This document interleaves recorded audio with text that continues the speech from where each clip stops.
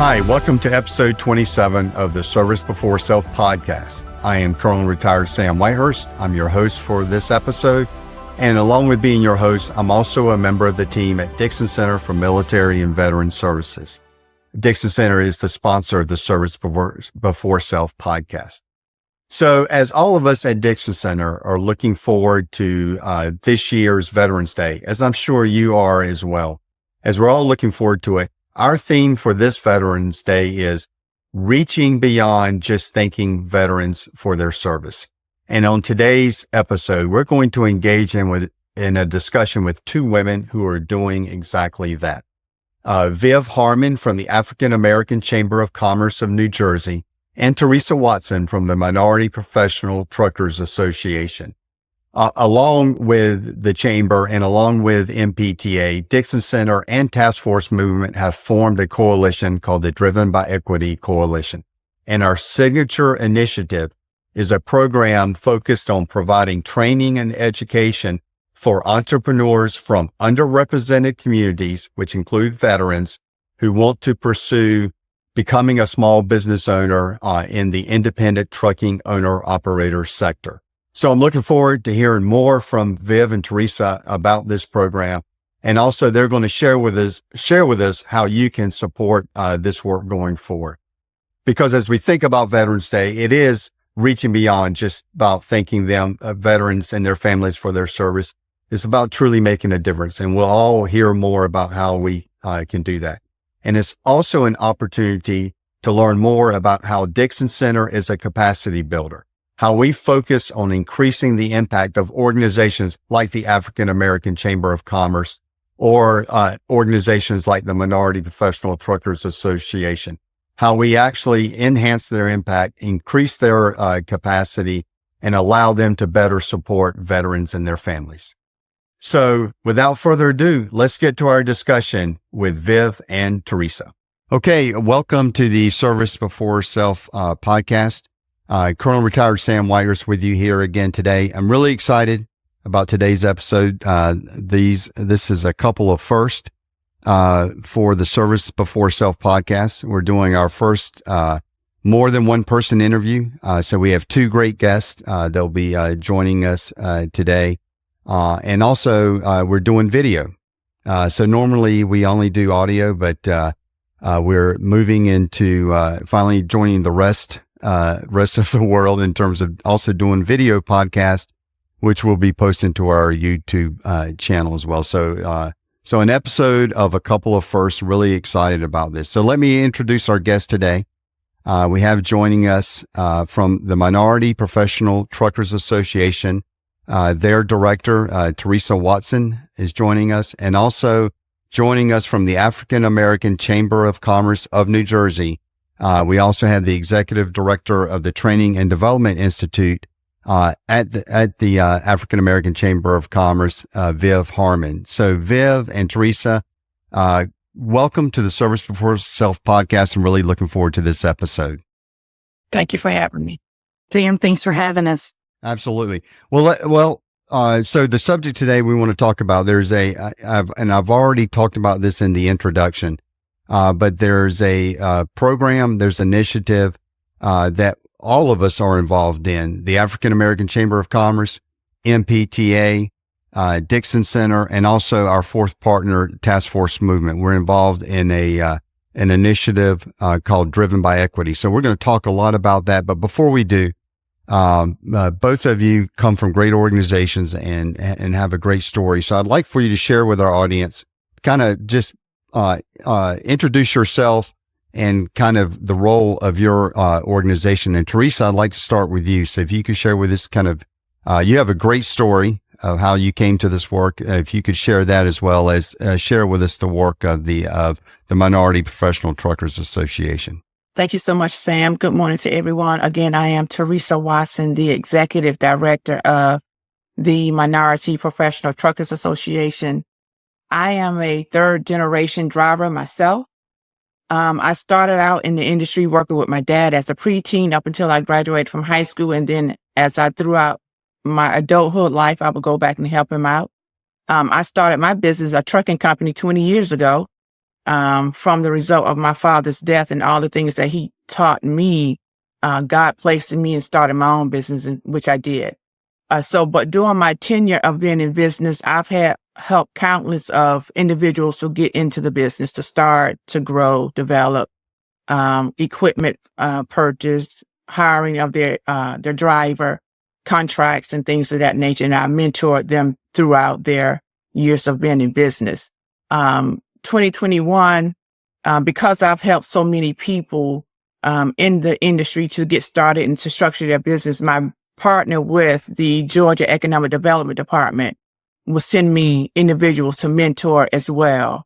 And so in 2021, they referred 3 new individuals and they said to me, we need to have a discussion. We met a few days after that. And that's when they told me I needed to start the association. The association was to offer resources and benefits to those individual owner operators or small fleet owners, to have, access to working capital, equipment financing, commercial insurance, and things like that. But as we began to start with the organization and me meeting and mentoring those individuals, I learned that they didn't know anything about the business side. They can pick up a load and transport a load, but they really didn't understand the business side. They didn't know to have certain things in place for them to run efficiently on a day-to-day operation. And so with that being said, I started focusing on the business side of trucking for them to get a better understanding how to operate their business. Understand what you got to have a business account. You have to have a CPA who actually knows the industry. You got to know what a profit and loss statement. These things that they didn't have in place, they didn't know how to talk about their business. So if I was to refer them out to a particular company who's looking for, freight to be moved, they have lanes available for them to partake in, and they go in to negotiate. They didn't know how to do that. So when I send those individuals out, I was setting them up for failure, and I couldn't do that to them. So I best felt that it would be better for me to focus them on the business side to get a better understanding of how to run their business efficiently. And that's where the program comes into place. No, and like the work that you're doing, supporting, it's not like, as you said, it's not an easy business to break into. And kind of the complexity that's involved in helping folks navigate that, especially, people from underrepresented communities, including our veteran population, I think is really important. Yes, it is. And so let's go to Viv. So Viv, share with us kind of the work and the story behind the African American Chamber of Commerce of New Jersey. And I think, Viv, I think you're muted. There we go. Thank you.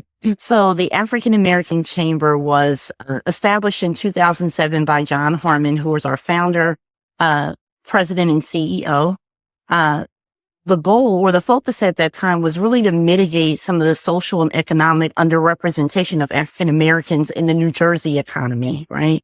In all of those areas where those social determinants and areas of business where individuals struggle, African Americans are pretty high on that list in the state of New Jersey. Right now, there are 1.2 million African Americans in New Jersey and about 90,000 businesses, all of which highly represent underperforming sectors of our communities. So the Chamber continues to strive to be best in class as an accredited entity to and in workforce to ensure that we're supplying the needs of those communities when it comes to the development of individuals, the development of businesses, leveraging relationships with corporations, the private sector and the public sector in order to create an ecosystem where those communities strive and reach levels of success that we should. And, one of the things, and we didn't plan this when we formed the Driven by Equity Coalition, but John Harmon actually comes from a trucking background. Isn't that right? Yes, he's a owner-operator of the Harmon Transfer Corporation for many years, even after some corporate banking experiences and prior to his work in the Chamber of Commerce industry. And so so it's a great partnership. And so, and just for our audience, just to back up a little bit, So Dixon Center, through our involvement and our leadership in Task Force Movement. Task Force Movement is a coalition of different organizations, veteran organizations, industry associations, employers, universities and colleges, and organizations like the African American Chamber of Commerce and also MPTA. So it's a coalition of organizations that are focused on creating pathways for transitioning service members, military spouses, and veterans into meaningful jobs, into meaningful employment. And so through Task Force Movement, we initially were connected to Teresa and the MPTA. Teresa is a board member, Task Force Movement. So we got connected and we started a conversation talking about how we could better support veterans and their families. And of course, we just heard how Teresa got into this work. So it was a natural fit to apply the same approach to our military and veteran community. And then eventually we were connected to the Chamber of Commerce, the African American Chamber of Commerce. And again, as Viv just laid out for us, their focus on creating opportunities for those from underrepresented communities, of which veterans fit into that class as well. Again, it was just a great fit. So among the four of us, we formed the Driven by Equity Coalition and developed the Driven by Equity Initiative. So I'll start with Viv. I'll ask Viv to, for our audience, talk more about what this initiative is and what we're trying to do through the Driven by Equity Initiative. Sure. The Driven by Equity Initiative is work from the organizations that you've identified to establish an owner-operator academy in the state of New Jersey that will afford folks here in New Jersey that are veterans, minorities, and women to invest in owner-operator trucking businesses and have the tools for success, meaning linking them to opportunities to establish their businesses, secure contracts, and leverage relationships with some of the organizations involved in the coalition to set their business up for success. And Teresa, as you just laid out, as you were describing kind of your work, and you bring, like you said, you've been living this, some of the challenges that independent trucking owner operators face. You've been living it. So what exactly, what are we trying to do? What are we trying to accomplish with this program?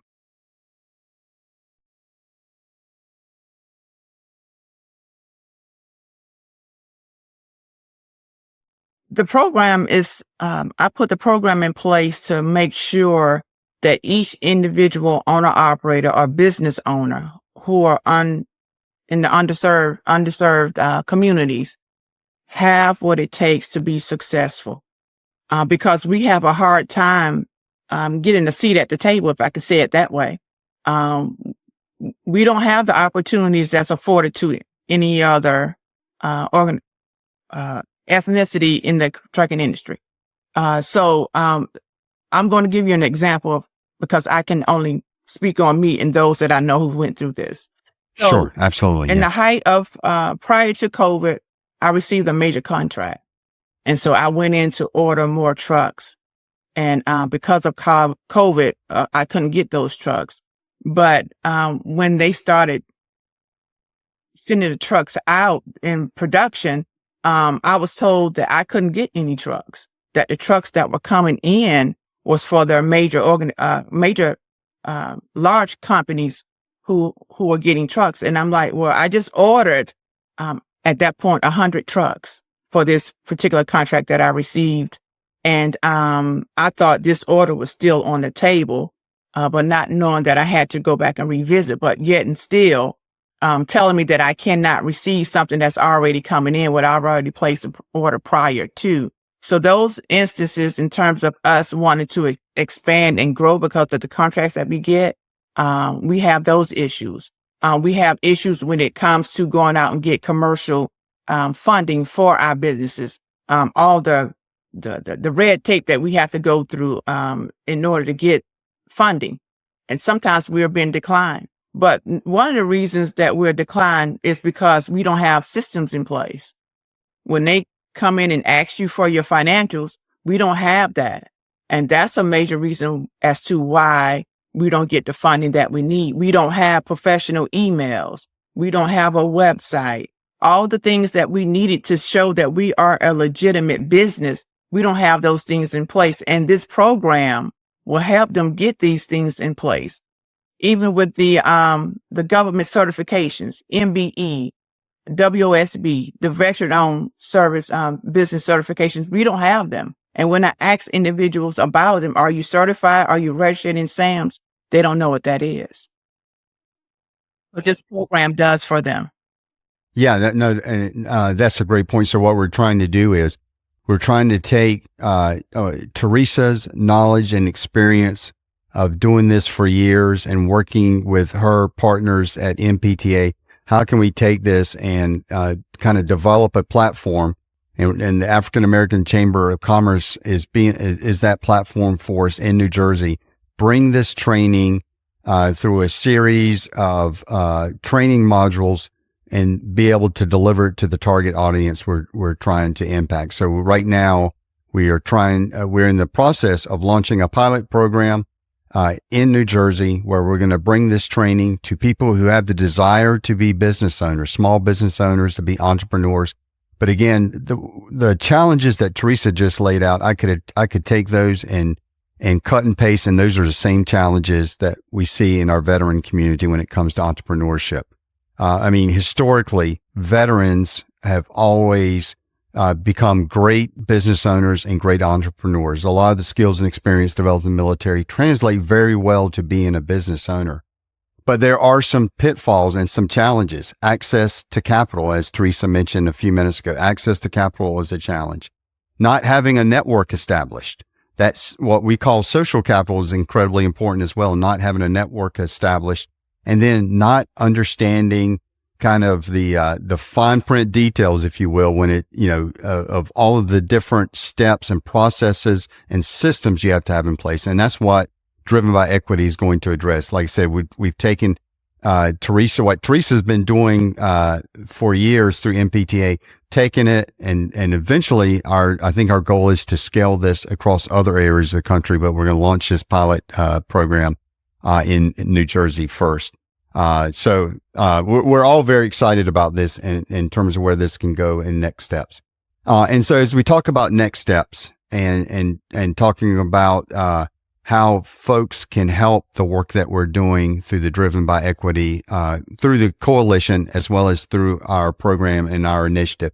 Viv, what are some next steps on how people can support kind of the work that we're trying to do? Sure. Partnerships, some of our current partnerships are with institutions of higher education.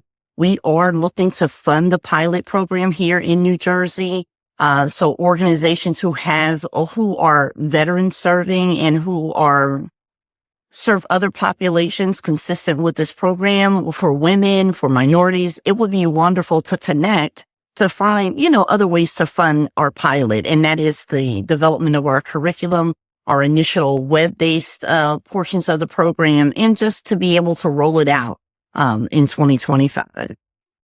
No, and like I said, so if you're out there and like I said, we're looking for people who can kind of support us, support this program, support it through funding. We're looking for partners. And again, we've already made some progress with establishing relationships with academic institutions there in New Jersey, both universities and colleges and community colleges. So these are all important partnerships that we're looking to develop as well.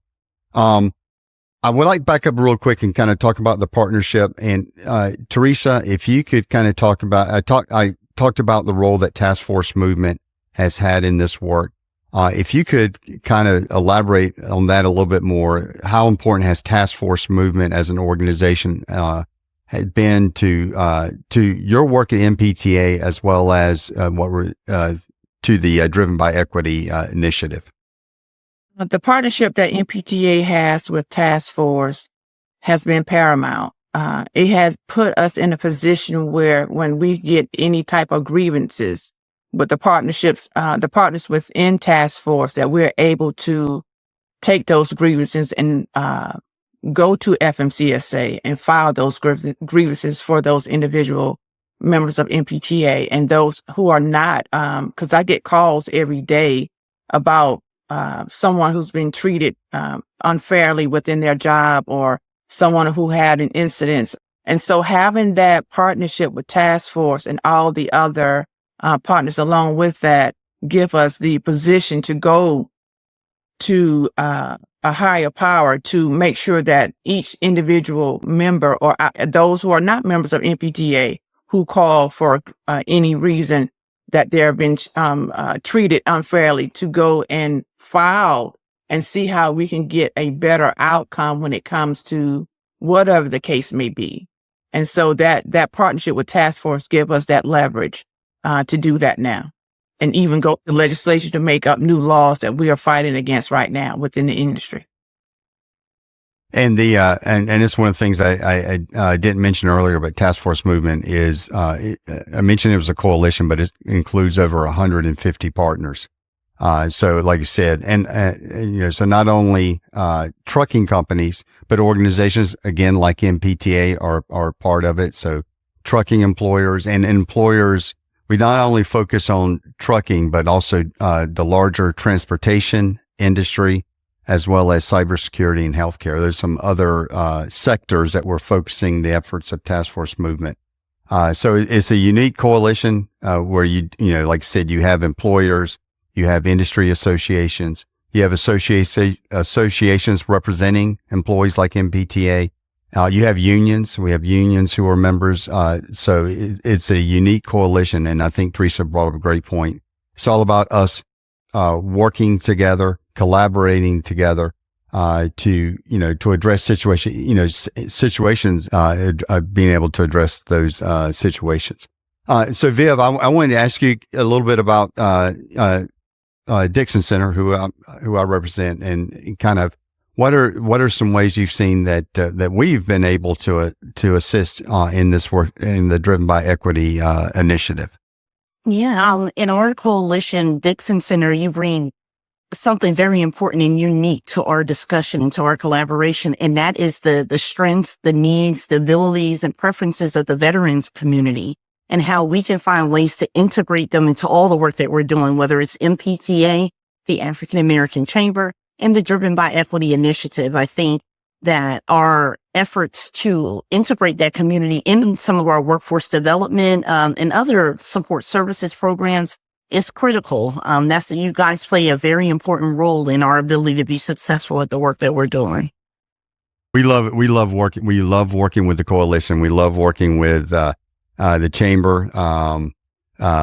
John and yourself, Viv, are great partners. And we love working with MPTA, and Teresa, love working with your, not only with Teresa, but with your larger team as well. We've had the opportunity to work with your team. So it is absolutely a great partnership. Now we're kind of drawing to the end of our discussion. I would like to hear from both of you. I'm going to kind of ask the same question, kind of at the end of the day. And when we talk about the Driven by Equity initiative, the program, we're talking about the pilot program that we're in the process of launching, and then eventually being able to scale that pilot program to other areas of the country. What is the ultimate goal? What is the objective, that we're trying to reach, that at the end of it, you'll go, we have accomplished our mission with Driven by Equity? And I'll start with you, Teresa, and then I'll go to Viv. To that, Sam, I would say knowing that an individual carrier will have the necessary tools to be successful. Even if them starting out, just trying to figure it out and see who it is that I can connect to, because I just can't get this thing right. But having that individual to be a part of a program who's going to assist them to make sure that they're successful.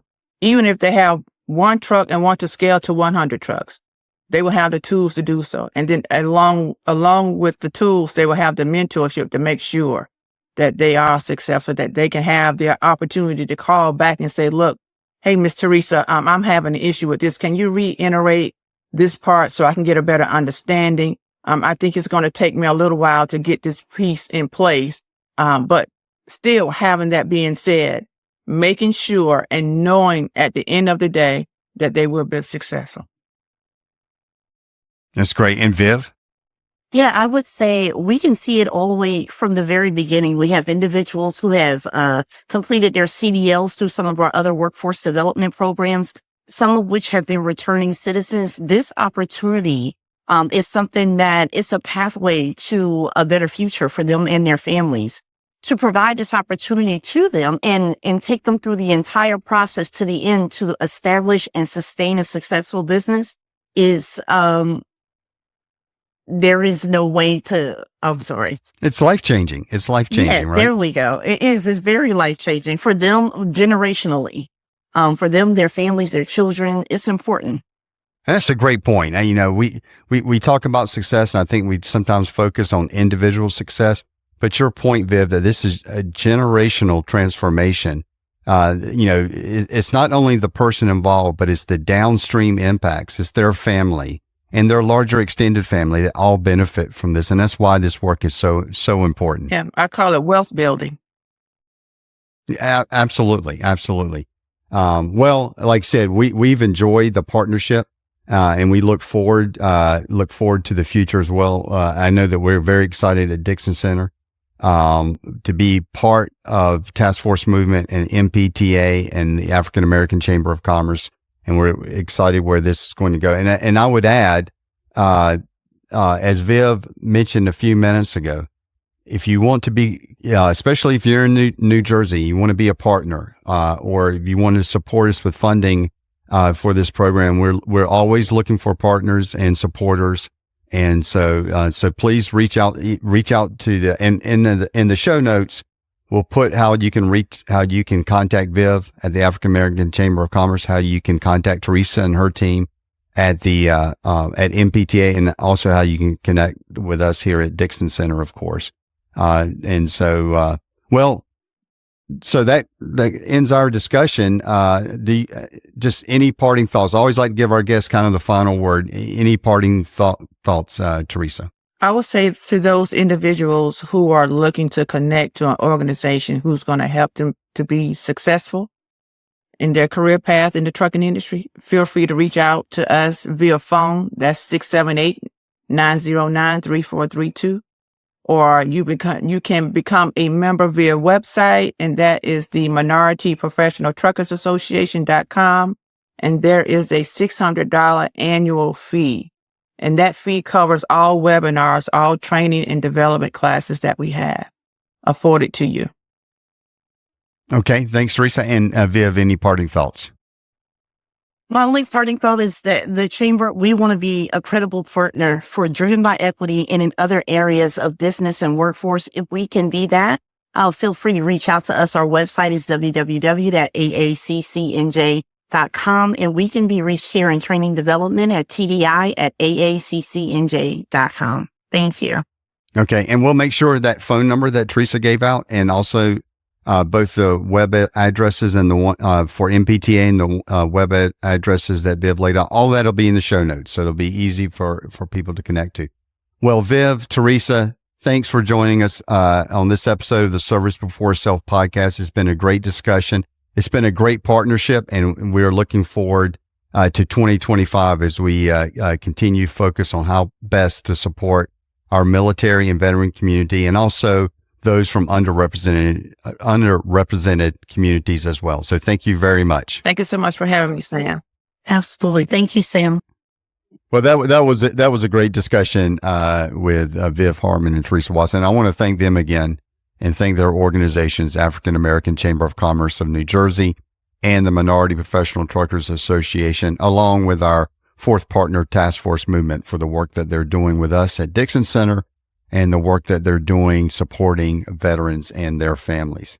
So now this is what I've been looking forward to, and I kind of teased this a little bit in the intro, but I've been looking forward to introducing the newest member of the Dixon Center team, Dewan Wagner.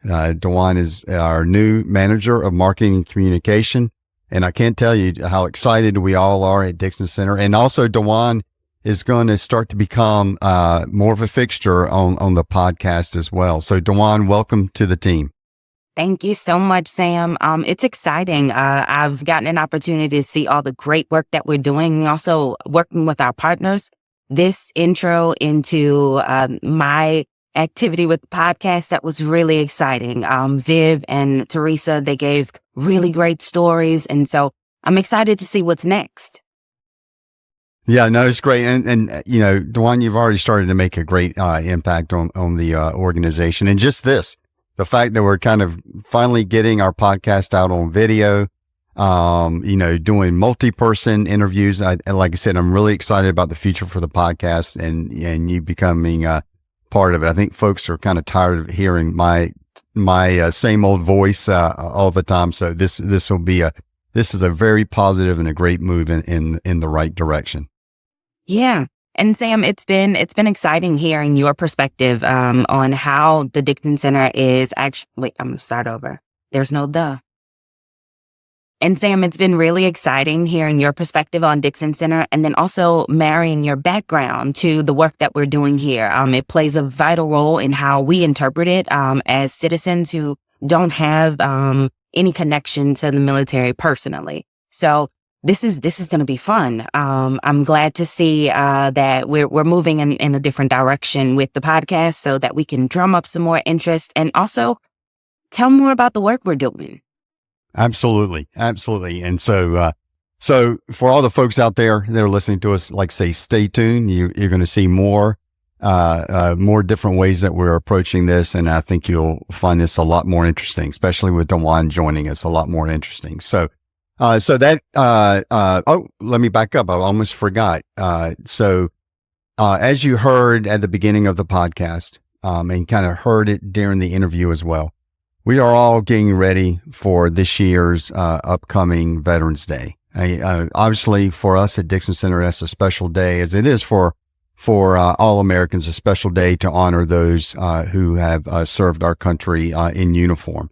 And this year, our theme at Dixon Center for Veterans Day is reaching beyond just thanking veterans for their service. And you heard a great example of some of the work that we're trying to do to kind of reach beyond that. How can we impact veterans and their families through the Driven by Equity Coalition and the Driven by Equity Initiative? You just heard a lot of that from some of our partners, Viv Harmon and Teresa Watson. So I encourage everyone, if you want to look at different ways on how you can go beyond just thanking veterans for their service and support the work of Dixon Center and our work like the Driven by Equity Initiative, we're going to we created a landing page on our website just for Veterans Day and just for ways that you can support our work. So we're going to put the URL of the landing page in our episode notes. Click on that. It goes right to our landing page. And again, it'll show you very easily on how you can support our work and continue to ensure that veterans and their families succeed in the communities where they live. So we're excited about Veterans Day. We're excited about Dewan joining the team. We're excited and we're finally getting this on YouTube and doing video podcasts. So until next time, please subscribe to us, follow us on social media.